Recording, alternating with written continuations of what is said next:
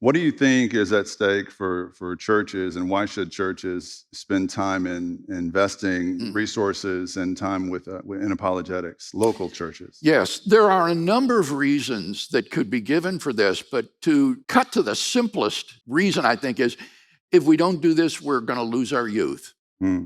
Our kids in high school and university are under a barrage of criticism, overwhelming naturalism and secularism combined with relativism about ethics and religion.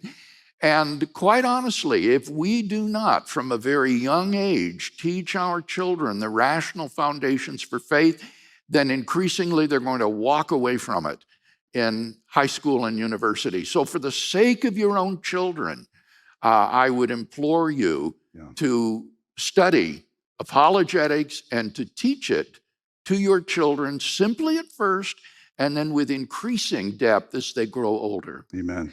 And a verse you allude to often in your debates, and one that's meant a lot to me, is from 1 Peter 3. And if you're ever looking for a reason biblically to learn how to offer a defense of your faith, this is it. I mean, 1 Peter says, always be prepared to give an answer to everyone who asks you, to give the reason for the hope that you have, but do this with gentleness and respect. Yes, and the word there for answer is apologia. Is that right? Which connotes a defense, as in a court of law, to present a case for the truth of the Christian worldview. Yeah, that's awesome.